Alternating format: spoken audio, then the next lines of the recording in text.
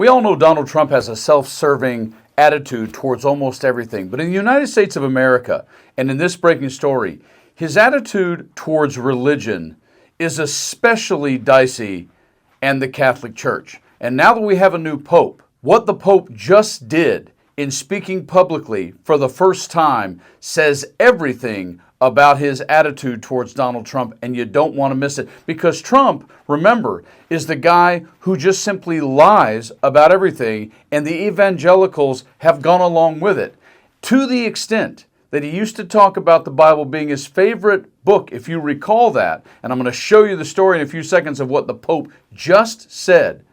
But take a listen to this when he was asked about his favorite passage. Okay. You mentioned the Bible. You've been talking about how it's your favorite book.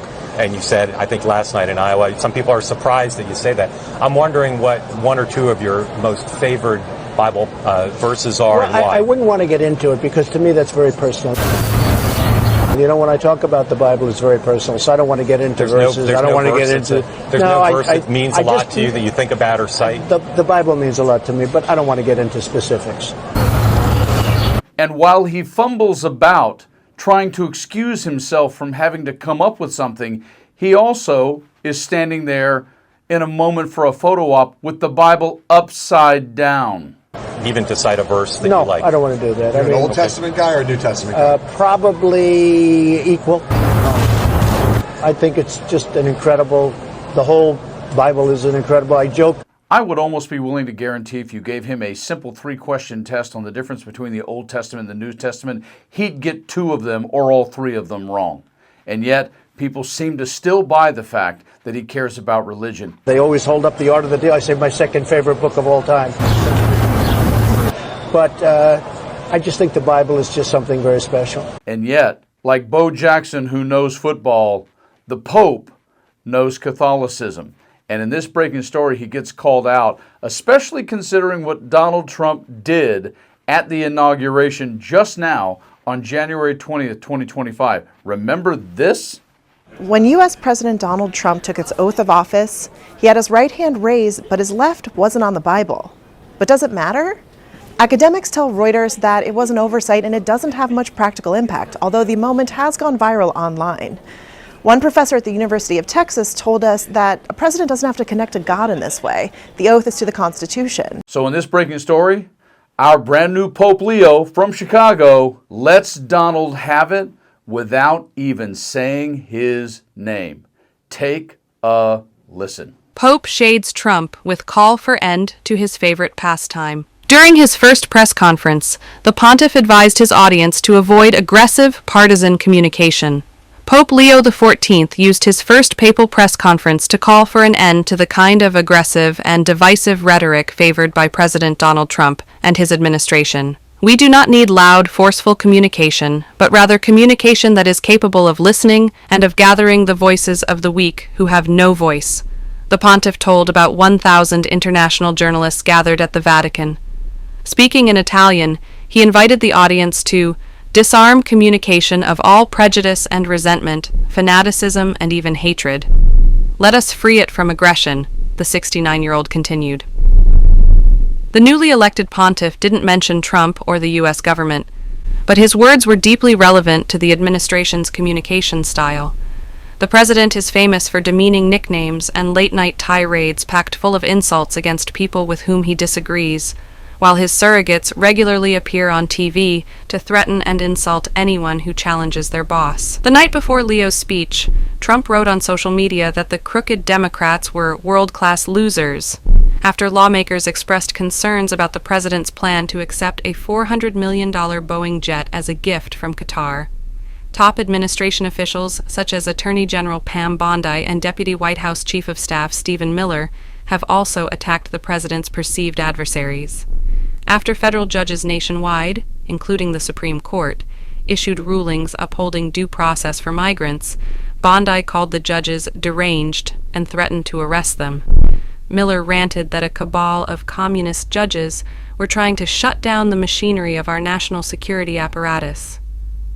Before he was chosen as Pope Francis's successor on Thursday, Leo had criticized both Trump's rhetoric and his immigration policies.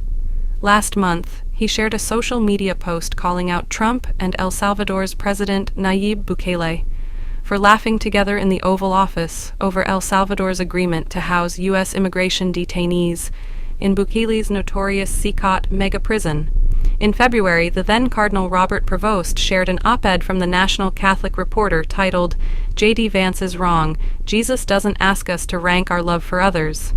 He also shared a Washington Post editorial in 2015, arguing that Trump's anti-immigrant rhetoric was problematic. Making his first speech from the Vatican balcony last week, Leo told an ecstatic crowd gathered in St. Peter's Square, "We must seek together to be a missionary church, a church that builds bridges, dialogue." The speech was deeply reminiscent of Francis's famous insistence that society needs to build bridges, not walls. When Trump announced his plans for a southern border wall during his first term, Francis said that anyone who thought of only building walls and not bridges is not Christian. During Monday's papal audience, Leo blasted loveless languages that are often ideological or partisan, and called for communication that does not use aggressive words, does not follow the culture of competition. Peace begins with each one of us, in the way we look at others, listen to others, and speak about others, he said. We must say no to the war of words and images. We must reject the paradigm of war. Trump, for his part, can't wait to meet the new pope. It is such an honor to realize that he is the first American pope, he wrote last week in a Truth Social post. What excitement, and what a great honor for our country. I look forward to meeting Pope Leo XIV. It will be a very meaningful moment. And now that Trump's in his second term, this is going to get interesting. Because Trump, of course, is going to be great. The Pope's going to love meeting me. It's going to be a very special moment. And yet he went to Pope Francis's funeral in a blue suit when you were told to show up in black. And he was the only U.S. and the only world dignitary to do so, saying how much he cares about what people think of his fashion, while people rail on Zelensky for not wearing a suit while in the middle of running a war when he's in the Oval Office. So this upcoming meeting that's going to happen between Pope Leo and Donald Trump is going to be interesting because there's a lot of world pressure coming down on the religious folks in the United States of America, inclusive of many, many Latin voters who are quite Catholic, who are getting sick and tired of excusing him for being so dismissive and so disingenuous when it comes to his supposed care for the Bible and religion. It is going to get really intriguing on this subject because I don't think this Pope is going to stay too silent. Because I don't think this Pope is going to stay too silent for too long if Trump continues to keep up what's going on in this country. Hope you guys had a great weekend. Happy Monday. Stay frosty. Talk to your friends. Enjoy your life. We'll see you real soon.